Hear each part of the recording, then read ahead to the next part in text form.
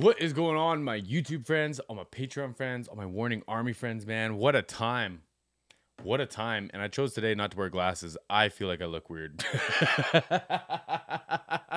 Man, this is so exciting. This is one of the craziest things as a Warning Army member that I think I've kind of seen, right? The Warning, sick, live on Jimmy Kimmel. How freaking cool, man. How freaking cool.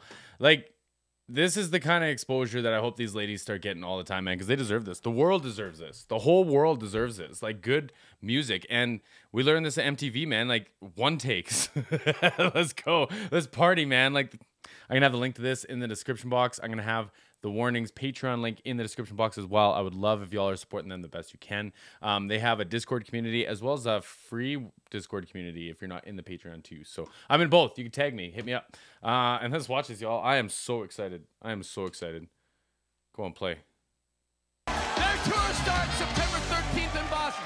Here to celebrate. And I'll be at the Kelowna show with my friends at Freeze the Fall. See you there. Julio's Summer of Mexicana. Playing the song Different tour, from though. their album Keep Me Fed. The Warning. Ha ha ha ha.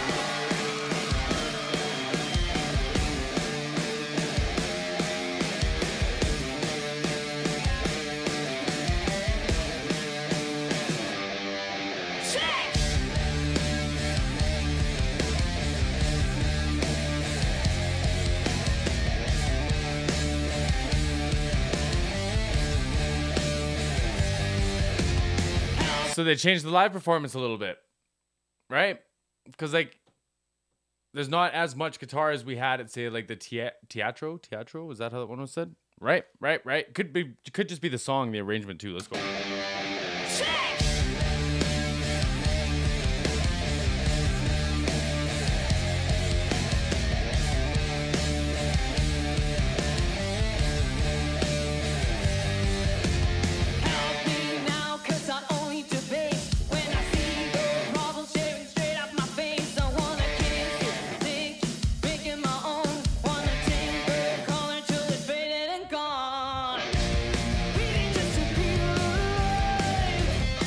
Nice, okay.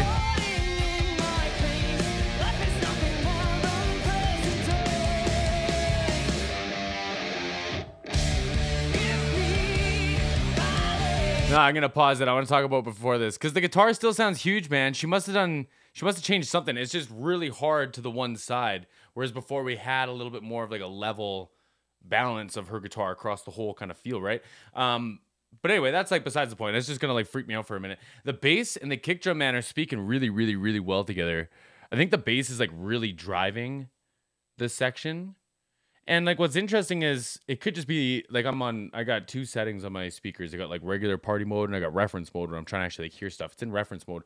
So I'm trying to pick out if the bass, guitar, or the kick drum gets the lowest frequency. You can only have one, right? You can only have one. I honestly think it's the bass. Which typically you don't want it to be the more complex line. You want it to be the one that's less busy to have all the sub to it. But, I mean, we've got Ali, who's got to be one of the cleanest bass players, especially, right now, right? Interesting, man. I might have to give this another listen after, too. I also have to bear in mind that it is Jimmy Kimmel. They're probably not as prepared for what the Warning delivers as, what the actual live show is. And I could be talking over my butt on that a little bit, but I think my tolerance for it being on a live performance set is a little bit different than at the show, right? But anyways.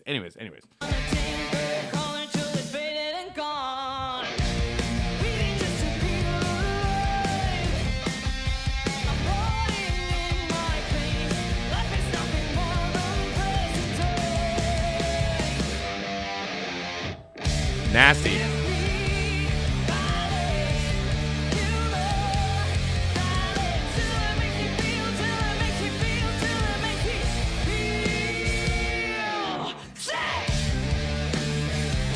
Yeah, turn it up. Nice, that little doo-doo-doo-doo, that little thing in the background. It's real low in this mix, eh? Cool.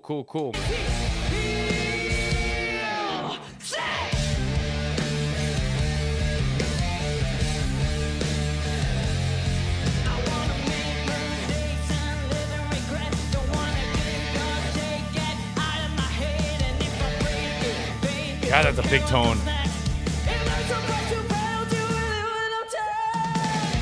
Really sparse on the tracks, man. I kind of vibe with that though, because I'm gonna say my thoughts. Really sparse on the tracks though.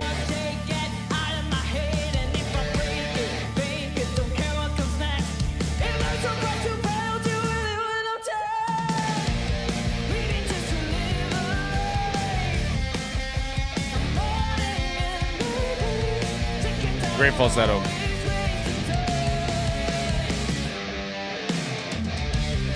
This guitar tone is gonna steal the show, man. This is some crazy guitar tone here.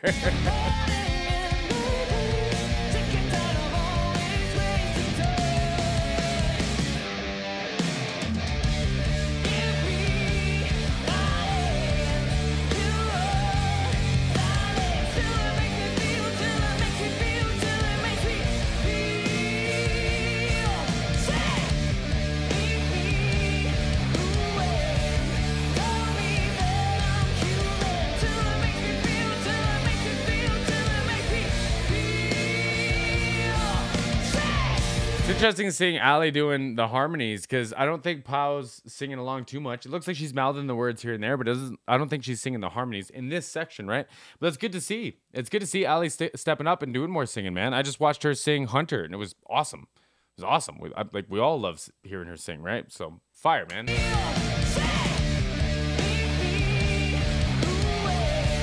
I said that, and then she does the great fill and nails the sick at the same time. Like, come on.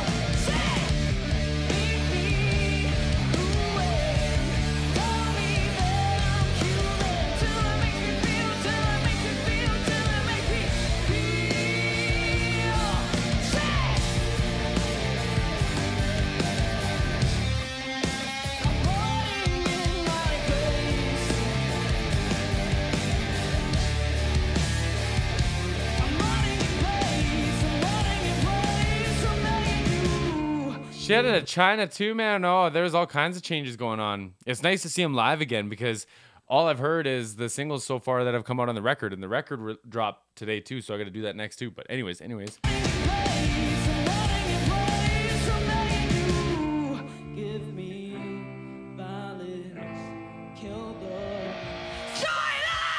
See, that was closer to what I'm familiar with Danny's tone, where she's got a big spread on the left and right, and one time delayed, like it's 10 milliseconds. So you can't hear it. You can feel it though, right? Like if you played me both guitars, I probably couldn't tell you which one was time delayed, but I could probably tell you it was time delayed. Like you can feel it, right? Or I would say it was two guitar players. It's usually one or the other. And like in that clean section, and maybe even into this drop, it feels like they have that more than what we've had so far in the mix. And so I'm curious. I'm super curious.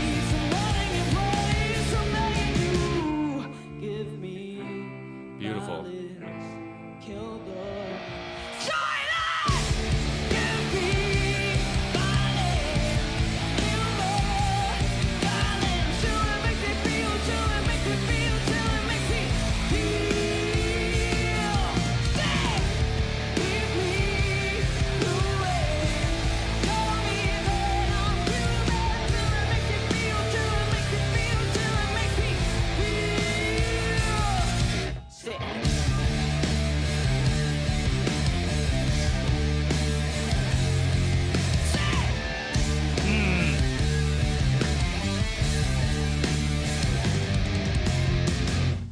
Her like growl on Danny's voice, man, is really coming together. Like, this is the thing, and I don't want to try to sound like I'm speaking ill about anything that Danny does, because I know that she's got all the talent and care and everything around her to make sure that she's taking care of herself, right?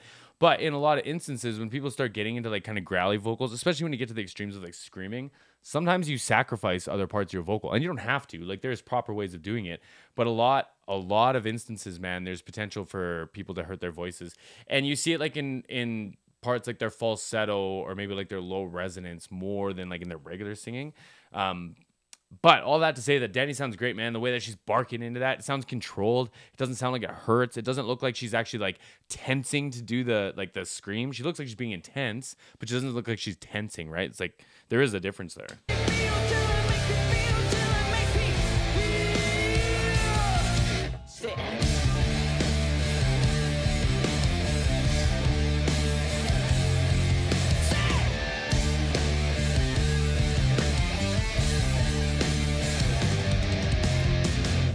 beautiful.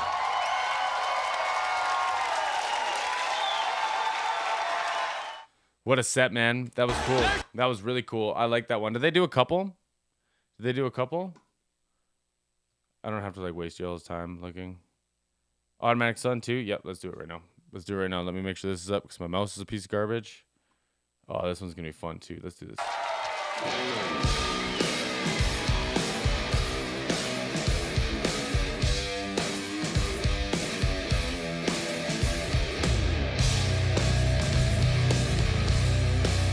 Oh, man, the bass is definitely below the kick drum. Definitely below the kick drum. Come on now.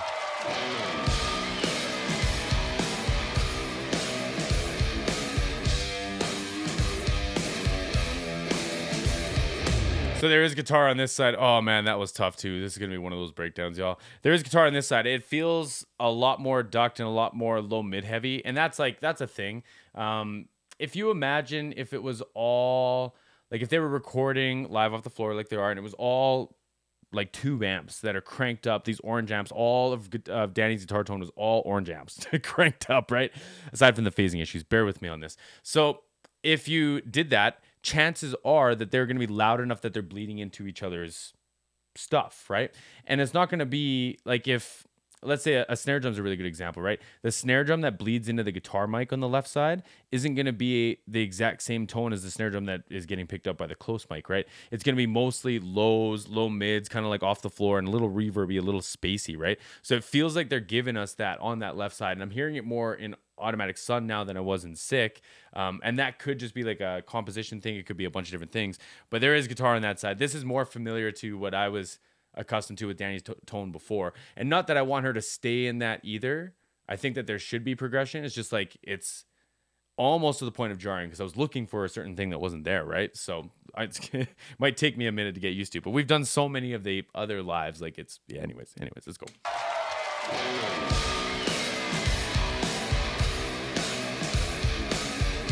The swag, y'all.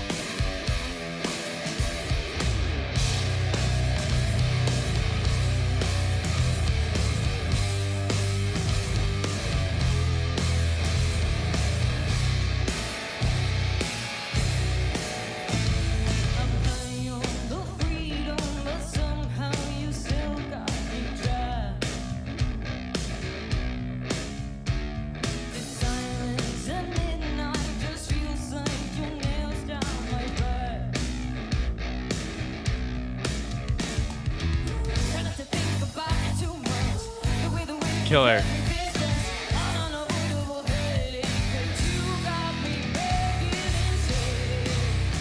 Yeah, it's killer, man. This is a cool guitar. It's nasty sounding. I do like the live sound of the guitar more than I like the recorded version, but I think the recorded version, I think you get away with a little bit more. The riff sounds bigger in the recorded version, but I like this tone more, if that makes sense.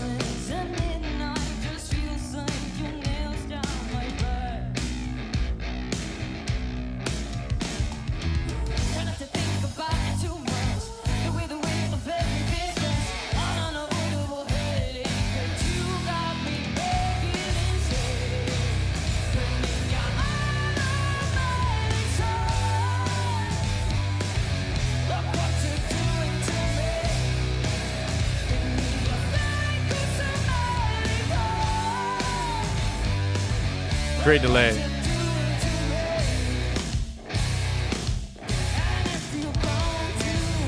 Yeah, that's tough, man. Like the squeals are tough, or like the behind the nut are tough that she did in the first part, but the dead stops like that were wild too. White DW drum kit looks really nice.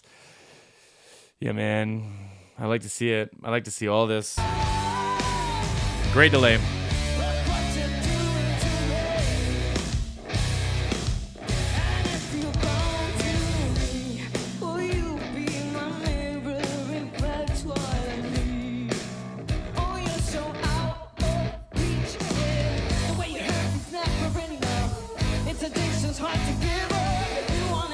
Bluesy.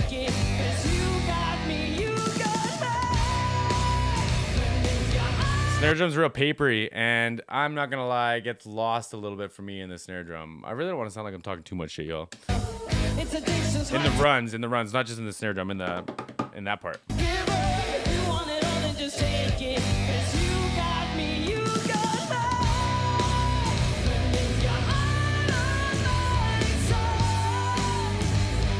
That's a lot of bass.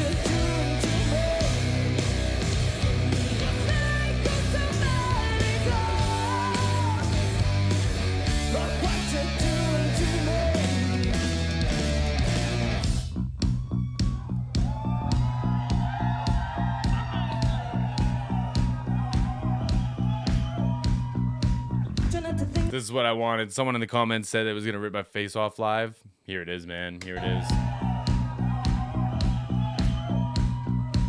Try not to think about it too much.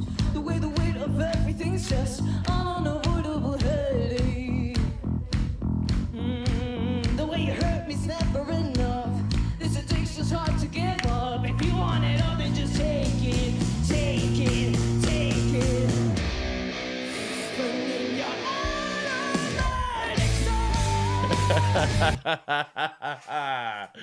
Oh, that was fun. I think that was mixed higher than the vocal for a second. Can we talk about them playing with the cameras too? They're like camera interaction. Stage performance or like stage, what do you call that? Presence, that's the one, is one thing, but in front of a camera is a whole other animal, y'all. That's something I never got good at. But like they've been working, man. They've been touring. They've been putting in the miles, and it's good to see them like comfortable in front of these cameras now too. Because I'm pretty sure they film just about every night, right? At least with like a few cameras. But like to see them actually like playing with the folks at home, like killers, y'all.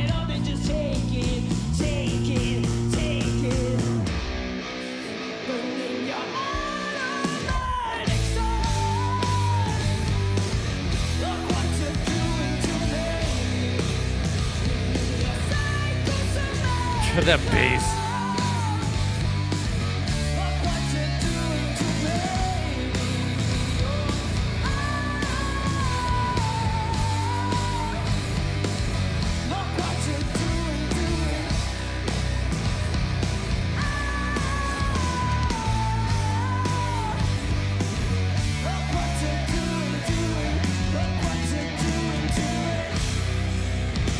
Oh yeah. I wasn't ready. Come on now. Come on now.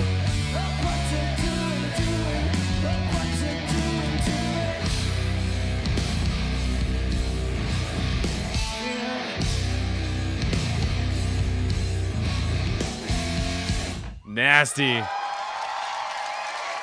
Nasty, y'all. That was a good one. That was a good one. I mean, they're all good. They're all good. I mean... I'm not even gonna go down that road. It was great, man. I love seeing it live. I like seeing the interpretations of it live and how they're like, because the thing is when you have a record, you kind of have to give us the record too. You can't go and give us a whole different sound, right?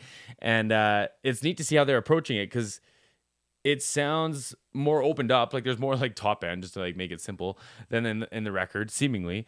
For like layman's terms, we'll say, because that could be a whole conversation. But it bites, man, and it hits and it punches me the way I want it. And I'm excited about that. I'm going to have to see a whole bunch, though. I'm excited that I get to see them. Shout out to Freeze the Fall for making that possible. Because, yeah, man, we spend a lot of time learning about the guitar tone and stuff. Now I feel like I got to learn it all over again. Pumped, y'all. Pumped, y'all. I think the automatic sun. I think the delay was part of the track. I don't know if, like, once or twice, I think Danny cut the note off, like, a little bit shorter than in the track, and the delay kept doing it. But also, in that feedback, there's going to be, like, reverb and processing and stuff, so I could be wrong on that as well. But I do think it was part of the track. It would just be, like, the same all the time. It doesn't matter what she sings, that feedback would happen, right? Even if she lets the crowd sing it, you would still get that delay feedback happen afterwards. I think. That's my prediction. Someone let me know. Someone let me know. This gave me some energy, y'all. I got the links to these and their Patreon in the description boxes, as well as all mine. If y'all want to buy a hat, if you'd rather be mixing or support the BEL Dream, appreciate y'all. Links in the description box, and we'll see you on the next one.